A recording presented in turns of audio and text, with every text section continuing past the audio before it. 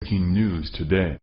Please subscribe and then check notification box to get all breaking news alerts. Law enforcement officers always have a tough job, especially those who have to answer to the political brass. Getting caught in the middle of a political scandal is as easy as getting takeout in Washington, D.C., and if that happens, being compromised isn't far behind.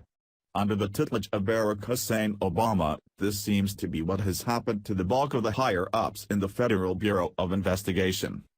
The credibility came under fire in the wake of Hillary's massive miscarriages of justice, and their names are far from being cleared. President Trump began to get an understanding of just how badly things were being run over at the FBI, even before he was in office, and now that his security clearance is significantly higher, his hints to the American people about the state of those who are supposed to be in charge of carrying out justice on our behalf. Fox News reported that the president addressed just that issue when talking at a Quantico graduation of this year's new crop of the FBI's best and brightest. What might seem like a high-stakes game of political chess is no laughing matter to the president, and he plans to clean up the FBI, no matter who he angers along the way. President Trump told the graduating class of law enforcement officers at the FBI Academy on Friday that he has her back 100% and pledged his White House will always stand behind police. The President of the United States has her back 100%, Trump said in a 17-minute speech to state and local law enforcement officers who completed a special training course at the Bureau. Trump's support for law enforcement has been no secret, but the comments at the FBI Academy came as bad blood between the White House and Bureau has reached an all-time high. Trump has blasted the Bureau's senior leadership and its reputation, calling it in tatters and the worst in history. "It's a shame what's happened with the FBI," Trump said Friday, moments before he left for Quantico. "But we're going to rebuild the FBI. It'll be bigger and better than ever." Everybody, the level of anger at what they've been witnessing with respect to the FBI is certainly very sad, he added. No one thinks that the boots on the ground, responding to crisis and investigating suspicious deaths are the heart of the problem at the FBI. This, like most of the problems in our country, is a politically motivated one. Palms are being greased and backs are being scratched in order for very wealthy and influential people, such as the Clintons, to get away with things that should be prosecutable offenses. While some might consider President Trump's comments at the commencement to be aggressive or offensive in some way, to those who truly want to serve their country and aid in the carriage of justice, his comments should have been very supportive and reassuring. He's promising to give those same, honest law enforcement officers a leadership that they can be proud to serve under.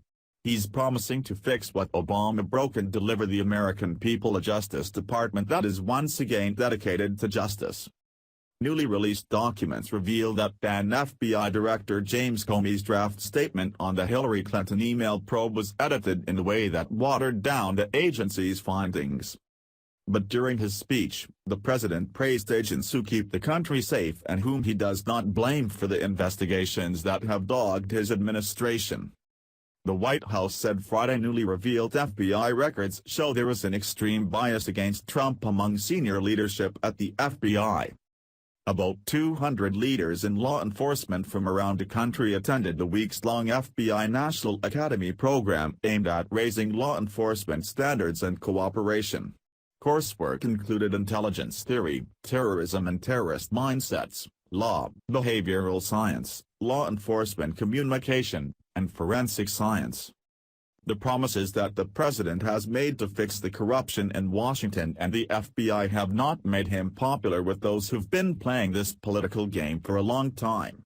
They're very set in their ways, and no matter how hard they search, they can't seem to find any way to keep President Trump in his lane with the promise of skeletons, the way Washington insiders are usually reined in.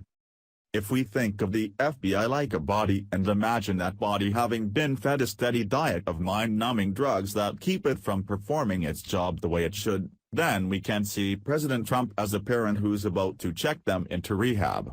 Drug addicts hate everyone while they're detoxing, but they are free of the physical addiction when the nastiness is purged out. If they choose to go back to their old ways after they have been detoxed, that's a different matter, but at least they have a chance. The same will be true for the FBI. If the American people let this investigative body go back to its toxic ways after President Trump has left office, that will be our own fault. His job is to fix everything he possibly can, and leave the FBI and the country better off than he found it.